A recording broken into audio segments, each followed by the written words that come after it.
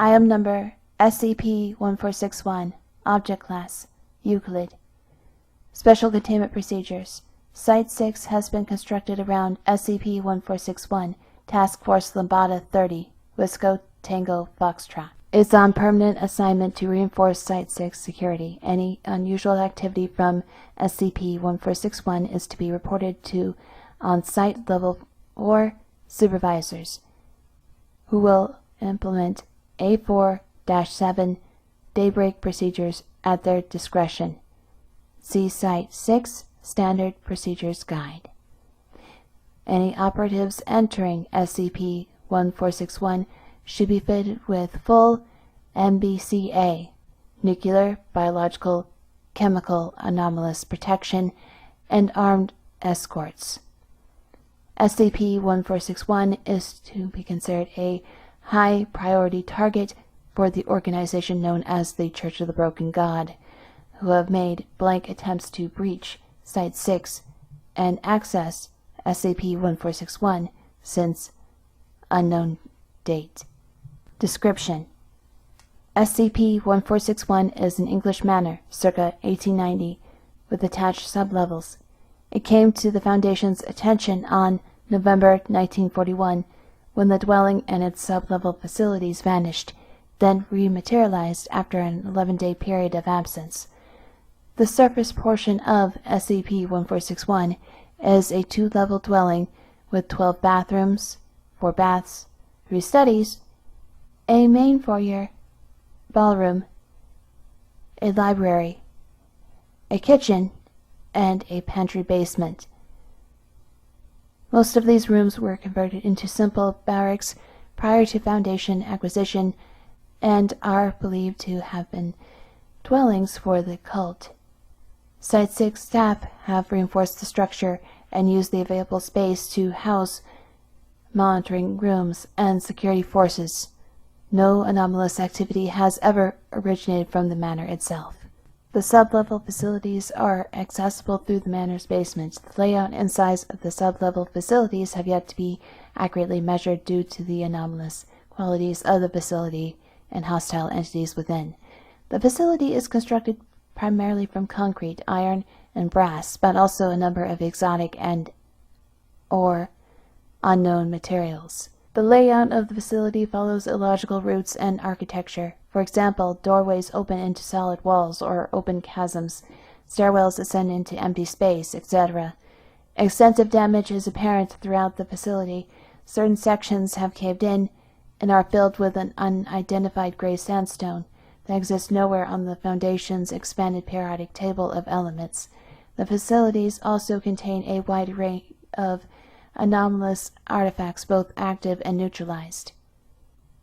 See Inventory Document 1-1461-Current. It is unknown whether the facility's erratic layout and artifacts were present prior to SCP-1461's disappearance, or if they were introduced during said absence. The sublevel facilities are extremely hazardous, with an extensive array of moving mechanical apparatuses, gearworks, pistons, steam pipes, and coolant tubes that lack appropriate safety measures. The machinery is maintained by strategic placement of nozzles that dispense a black mucus-like substance, which is highly corrosive to organic materials, but also serves as a coolant and lubricant. Some sections appear to be emitting strong gamma and X-ray radiation, registering 75 counts per second at their highest recorded reading. The source of this radiation is unknown, as none of the machinery appears to be constructed with or houses radioactive components.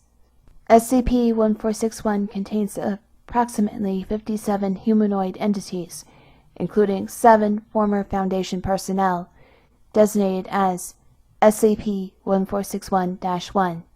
These entities, through an unknown process, have been augmented with crude mechanical implants in an as of yet undiscovered section of SCP-1461. Each instance of SCP-1461-1 has been uniquely augmented with the little uniformity between them. The majority have been augmented with metallic teeth and claw-like protrusions, on their hands, giving them lethal close-quarters combat ability. Other augmentations include iron bolts haphazardly grafted to the subject's bones, severe reinforcement to the spinal column, and the replacement of one or more organs with prosthetic equivalents. SCP-1461-1 appears to possess no higher brain functions or retain any sense of self, acting entirely on canine levels of instinct and intelligence. Instances stick to 1 or 2 unit groups, build easily hidden or defensible nests, and attempt to collect food cannibalized from one another or from intruding Foundation staff. All instances of -1 are considered extremely hostile. It is theorized that SCP-1461 itself may command -1. The speaking tube system throughout the facility has been observed emitting loud metallic shrieks that cause -1 to retreat from an area. Another encounters a metallic odor identified to be blood filters through the ventilation system, drawing -1 to the marketed location. The frequency and accuracy at which SCP-1461 scent marks areas currently occupied by Foundation personnel suggests some kind of guiding hostile intelligence. At least 4 instances of SCP-1 have received additional augmentation, replacing their esophagus and lungs with a phonograph device powered by -1's own motions. These phonographs emit a constant repeating stream of speech peppered with religious symbolism, but has provided no clues as to its creator or purpose. Addendum. According to records from 1941, the manor was owned by a Mr. Blank and his family. A World War I veteran, Mr. Blank was injured during the Battle of Somme and shipped to a London hospital shortly before the war's end. His experiences appeared to have had a profound psychological effect, giving him a nihilistic view of society. He constructed SCP-1461 with the intent of somehow ending or escaping the world. More information can be extrapolated from his journals, recovered from within SCP-1461. See Evidence Summary B2008-5. It is believed that Mr. Blank had anywhere from 50 to 100 employees helping him in this task, the majority of whom eventually reorganized into a cult devoted to SCP-1461. An unknown number of these followers were present in SCP-1461 when it vanished, along with Mr. Blank, his wife, and 2 children. To date, only 6 of these individuals have been accounted for. Shortly after SCP-1461 rematerialized, unknown individuals entered SCP-1461 before Foundation agents could contain the site. These individuals are believed to have been members of Mr. Blank's Fellowship, who had not been present in SCP-1461 when it vanished. They successfully extracted a number of potentially anomalous artifacts that have yet to be cataloged or recovered. Partial list of cataloged anomalous rooms. Of the 12 sub-levels discovered by Foundation personnel, only 75% of its layout has been properly mapped, and an unknown number of levels are believed to exist further below. Each sub-level contains excavation, construction, and storage rooms, as well as rooms exhibiting safe or Euclid-level anomalous qualities and/or artifacts. For a full list of anomalous SCP-1461 rooms, refer to document I-1461-current. Gel production, sub-level 3, an automated factory that melts down the unidentified gray sandstone into glass, forms them into canisters, and fills them with a green viscous gel made up a variety of exotic chemicals. Some of these jars contain fully formed teeth and organs whose DNA patterns match nothing found on Earth. Most of the jars have become inert and their contents have decomposed. The gel protection machine itself has been crushed by a cave-in. Pipe Hall, Sublevel 4, a hallway lined with approximately 2,450 pipes constructed from brass, iron, copper, gold, bamboo, carved jade, and data expunged. Some kind of substance can be clearly heard being pumped through the pipes, but their origin and destination are unknown. Factory Deliveries, Sublevel 7, a large unlit warehouse filled with wooden crates of various sizes. Unlike other storage rooms, which contain mundane materials from non-anomalous sources, the crates in this section are blank or branded simply with Factory Deliveries. Irregular patrols of the warehouse have revealed that the number and arrangement of crates changes, but as with the Pipe Hall, their origin and destination are unknown. On at least one occasion, muffled vocalizations could be heard coming from somewhere within the warehouse, but their source was never discovered. Orb Room, Sublevel 10, data expunged.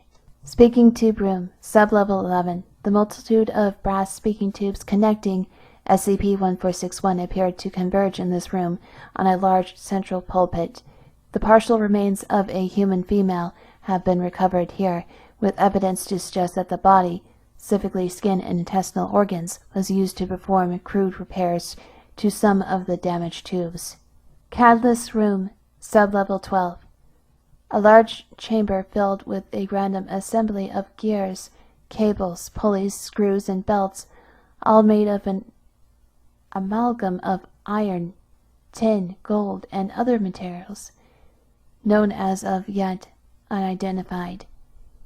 The assembly has suffered extensive damage, with evidence that a large section, approximately 12 cubic meters, has been violently removed. The location of this section is unknown. An elevated platform is suspended directly over the assembly. The platform features a metallic bed with the discarded remains of a human male. The corpse's chest has been pierced by large syringes connected to a pumping machine, its design suggesting that it pumped fluid extracted from the syringes into the missing portion of the machinery below. At regular 45-minute intervals, the assembly attempts to self-start, but its existing damage prevents initialization. Friction heat-up buildup eventually results in an emergency shutdown that lasts until the machinery has cooled enough to make another attempt. Item V2208-5 was recovered from the hospital bed. Partial transcript of SCP-1461-1 phonograph recording. I am what you have made me. I am choice, and I am tyranny. Forgive me. I am then, and I am now. What gods they will be then. I am evil, and I am flesh. I am the trap. I am the trapped. I am beauty, and I am chaos. Children are selfish. I am the worm. I have broken God.